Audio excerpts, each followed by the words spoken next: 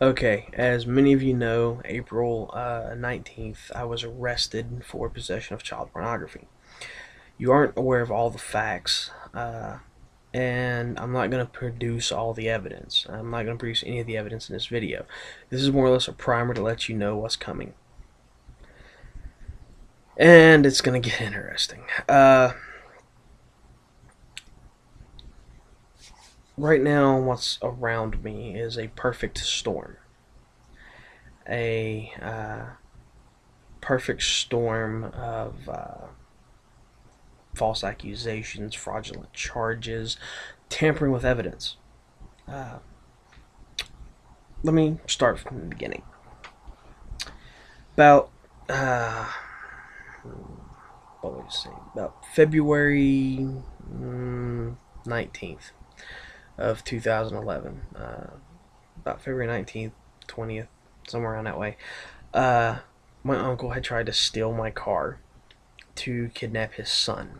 This was because he lost all parental claims to his son for the fact that he molested him. Um, the evidence come back as inconclusive, and part of the evidence which was investigated by his good buddy, Deputy Jason Redden. Uh, During this argument, I laid my BlackBerry on the kitchen table and turned the video camera on and left it to record. During this argument, my uncle threatened to tell the police that I was a terrorist and was threatening to blow up the city of Beckley and using gas lines and blow up water mains and power substations and bridges and a whole bunch of different stuff. And, well, I told him if he did, which I was already I already told him I was testifying for his son when all this exploded. I told him go ahead because I'll just report him for the fact that he tried to download child pornography onto my computer. At that point, he shut up and walked into the other room. Didn't even try to defend himself or anything else. And let's face it, if you didn't do it, if someone says I'm going to tell them that you were downloading child pornography onto my computer and you didn't download child pornography onto that person's computer, you're going to have some reaction other than to shut up, bow your head, and walk away. February 25th, a search warrant was issued for my computers, cell phones, a whole bunch of things, uh, for an alleged search warrant for terrorism from my uncle.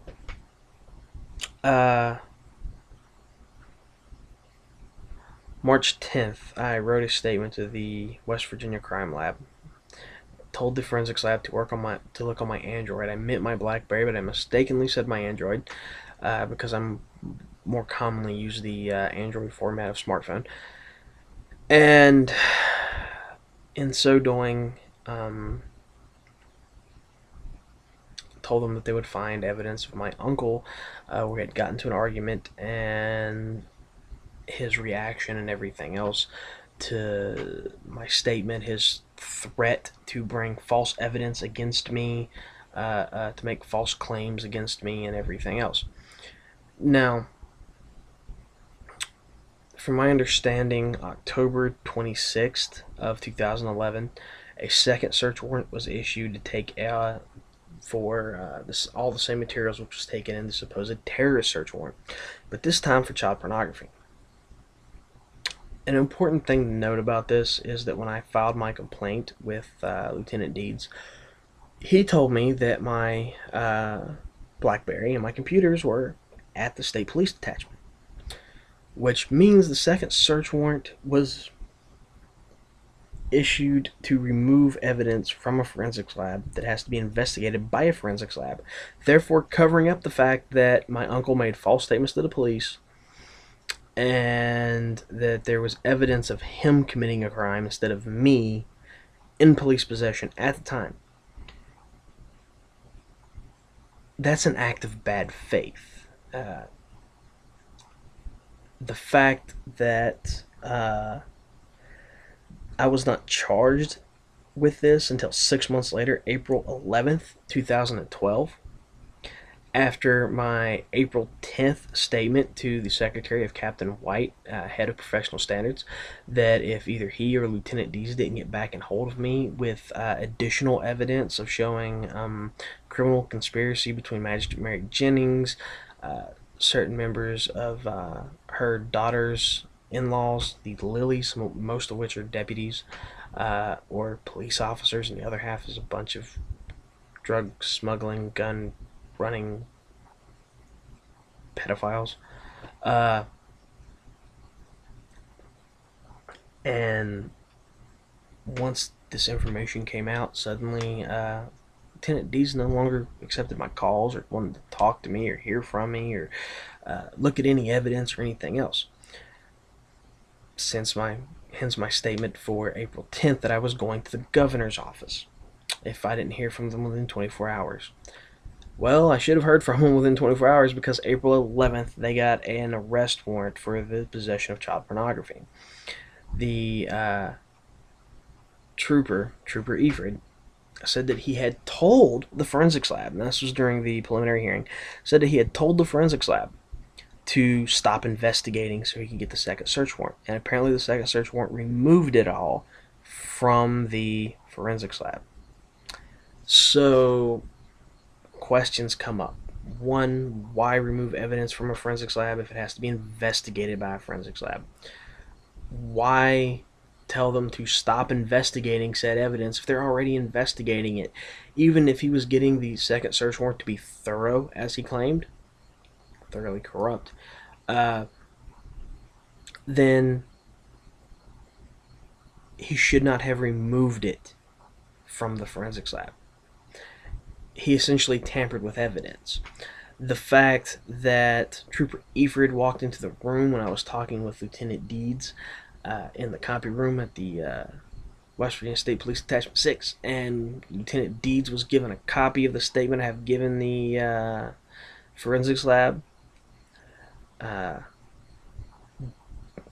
signed, notarized March 10th of 2011, with the instructions of giving it to the investigating officer so that way he would have it and be advised of it, and apparently he didn't do so, which conflicts with his duty to report and his duty to pass on exculpatory evidence to the proper officials. They're caught acting in bad faith. So at this point, things kind of a little bit up in the air. I'm going to play some evidence in subsequent videos. I'm going to give everyone a chance to look at what's going on out here. And this carries on to two different things. You have to understand, I pushed their buttons on the child when they threatened me with they found child porn on your computer, for the simple fact that I knew they were going to arrest me for it. I knew they were going to act within a certain area of bad faith.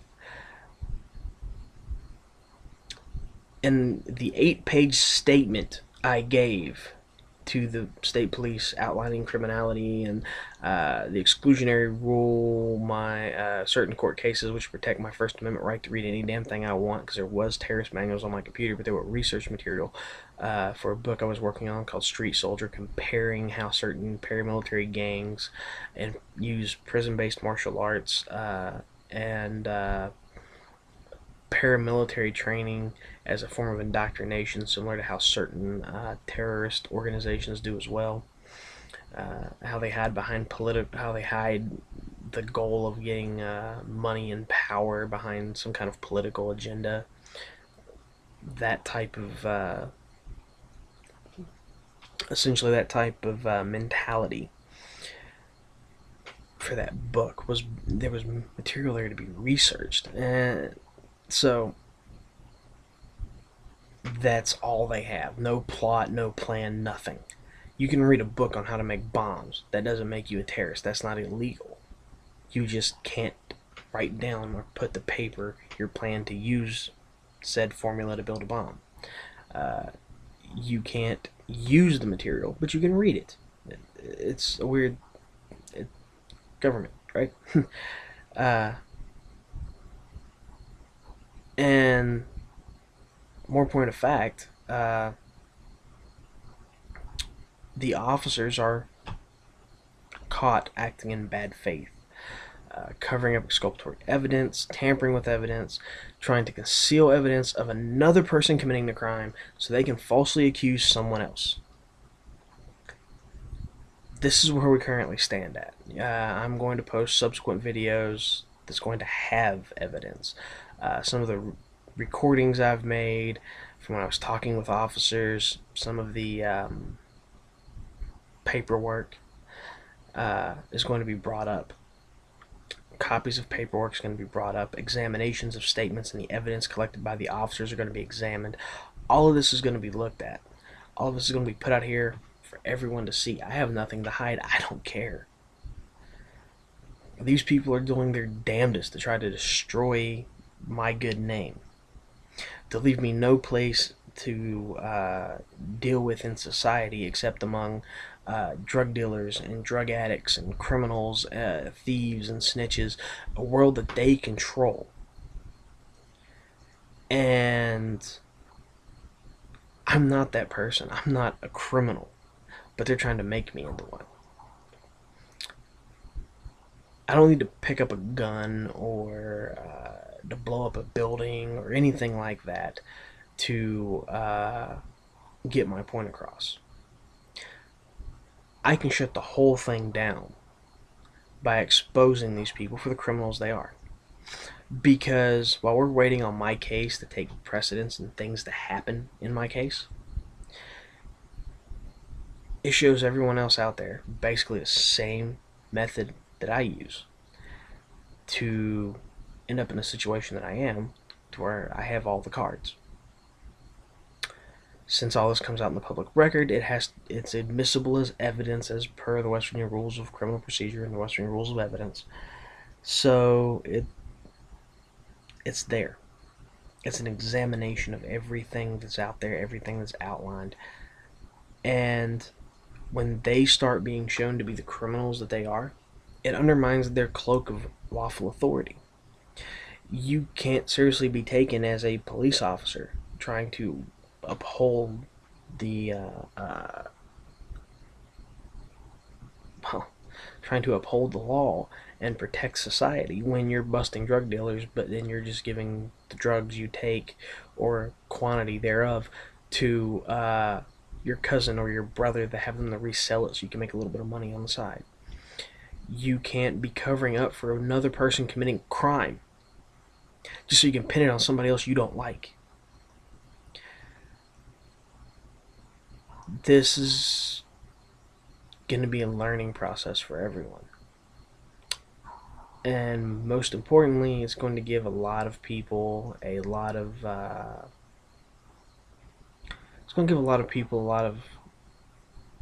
power they didn't know they had. Because whatever their cases are in court, they can come in and use pattern of behavior, which is something from acceptable in the Western Rules of Evidence, to look at whether or not something was done in bad faith. And if they have a pattern of committing acts in bad faith, all you have to do is prove it.